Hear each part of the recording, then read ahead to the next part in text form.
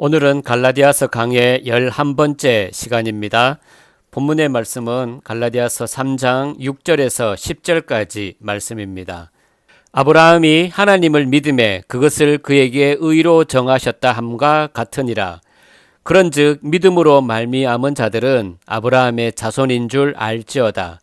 또 하나님이 이방을 믿음으로 말미암아 의로 정하실 것을 성경이 미리 알고 먼저 아브라함에게 복음을 전하되 모든 이방인이 너로 말미암아 복을 받으리라 하였느니라. 그러므로 믿음으로 말미암은 자는 믿음이 있는 아브라함과 함께 복을 받느니라. 무릇 율법 행위에 속한 자들은 저주 아래에 있나니 기록된 바 누구든지 율법 책에 기록된 대로 모든 일을 항상 행하지 아니하는 자는 저주 아래에 있는 자라 하였음이라. 아멘. 오늘 본문의 말씀으로 아브라함의 믿음이라는 제목으로 같이 은혜를 나누도록 하겠습니다. 하나님이 인간을 의롭다고 하시는 기준과 원칙은 오직 믿음에 있습니다.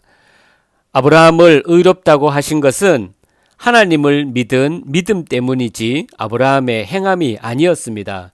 누구든지 믿음 외의 것을 가지고 의롭다고 인정을 받고자 한다면 하나님의 기준과 원칙을 무시하고 자기의 기준과 원칙을 주장하는 것입니다. 그것을 갈라디아서에서는 다른 믿음, 다른 복음이라고 합니다. 그러나 우리 인간은 의롭다고 인정을 받기 위해 믿음뿐만 아니라 행함도 같이 제시합니다. 행함이 없어도 된다는 것이 절대로 아닙니다. 인간이 행하는 행함을 믿음으로 간주하려고 하기 때문에 문제가 되는 것입니다. 믿음과 행함을 하나로 묶어서 행함이 없는 믿음은 참된 믿음이 아니라고 고집하는 것입니다. 야고보서 2장 20절에서 22절까지 말씀입니다. 아, 허탄한 사람아, 행함이 없는 믿음이 헛것인 줄을 알고자 하느냐? 우리 조상 아브라함이 그 아들 이삭을 제단에 바칠 때에 행함으로 의롭다 하심을 받은 것이 아니냐? 네가 보거니와 믿음이 그의 행함과 함께 일하고 행함으로 믿음이 온전하게 되었느니라. 행함이 없는 믿음은 헛것이고 죽었다는 내용을 근거로 행함이 있어야 한다고 하지만 중요한 것은 야고보서에서 말하는 행함의 의미가 우리가 일반적으로 이해하는 행함과 다르다는 것을 알아야 합니다. 야고보는 아브라함이 아들 이삭을 제단에 바친 행함으로 의롭다 하심을 받은 것으로 말합니다. 야고보의 말대로 행함이 없는 믿음은 헛것이고 믿음이 행함과 함께 일하고 행함으로 믿음이 온전하게 된다면 우리에게도 아브라함처럼 아들을 제단에 바치는 행함이 있어야 합니다.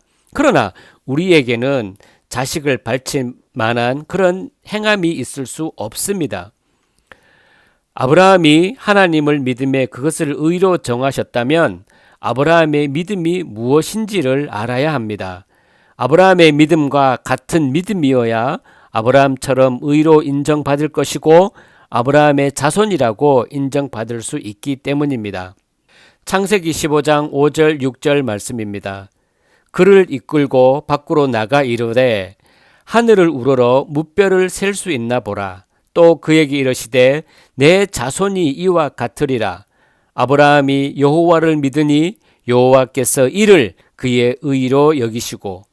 바울이 말하는 아브라함의 믿음은 이 내용을 인용한 것인데 이때는 아브라함이 이삭을 제물로 바치기 전의 일입니다. 이삭이 태어나기도 전에 자손에 대한 하나님의 약속을 믿은 믿음이 아브라함에게 의가 된 것입니다.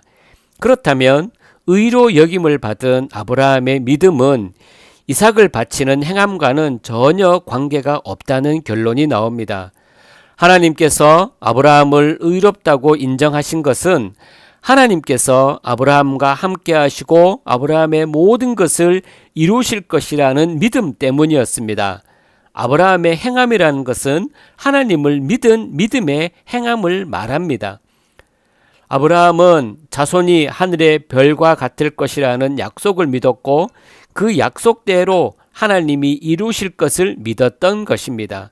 그래서 아브라함의 행함을 믿음이 행하는 행함이라고도 하는 것입니다. 이 믿음이 하나님으로부터 의로 인정받은 근거가 됩니다. 의에 대한 하나님의 기준과 원칙은 오직 믿음입니다. 8절의 말씀에서 율법을 받지 않은 이방인이라 할지라도 믿음으로 의로운 자가 되는 것입니다. 이것을 성경이 미리 알았다고 말하는 것은 성경은 처음부터 하나님이 세우신 의의 기준과 원칙은 오직 믿음이었음을 전하고 있다는 것이고, 그것을 먼저 아브라함에게 복음을 전함으로 나타내셨음을 말하는 것입니다. 아브라함의 이름은 열국의 아버지라는 의미입니다. 하나님은 그의 이름을 아브라함으로 바꾸십니다. 그것은 하나님과 아브라함의 관계가 언약으로 고정되었음을 말해줍니다. 아브라함이 이룰 언약이 아니라 하나님이 이루실 언약이며, 이 언약에 의해 아브라함이 큰 민족을 이루게 되는 것입니다.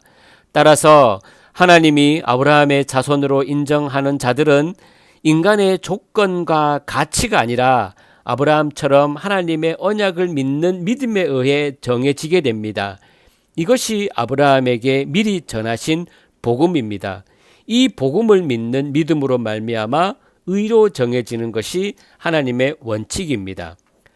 아브라함의 언약에는 그리스도가 있습니다.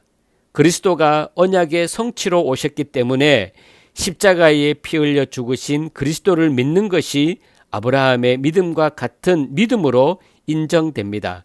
그런데 이 믿음은 육신의 조건을 받아들이지 않는다는 것을 알아야 합니다. 하나님이 아브라함에게 포피를 베는 할례를 언약의 표징으로 세우신 것도 언약을 지키는 믿음은 육신의 조건을 거부한다는 증거입니다. 믿음은 우리의 행함으로 옳고 그름이 평가되지 않습니다. 하나님이 주신 믿음은 하나님의 열심으로 성취하신 그리스도의 십자가만을 바라보게 하기 때문입니다. 십자가에 피 흘려 죽으신 예수님의 행함만이 의가 됩니다. 우리가 제 아무리 신앙생활을 잘 하려고 노력한다 해도 의로운 것으로 인정될 것은 없습니다. 다만 그리스도를 믿는 믿음으로 의가 정해질 뿐입니다. 행위가 없는 믿음은 뭔가 채워지지 않은 공허한 느낌이 들 수 있습니다. 선한 행위로 채워져야 믿음답다고 생각할 수도 있습니다. 그러나 그것이 믿음에 대한 오해입니다. 우리의 현실에서 붙들어야 하는 것은 하나님은 행위가 아니라 하나님이 선물하신 그 믿음을 원하신다는 것입니다. 하지만 믿음으로 의롭게 된 자의 삶의 모습은 언제나 자연스럽고 아름다운 믿음의 행함도 함께 나오게 된다는 것도 늘 기억하시기를 주님의 이름으로 축복합니다.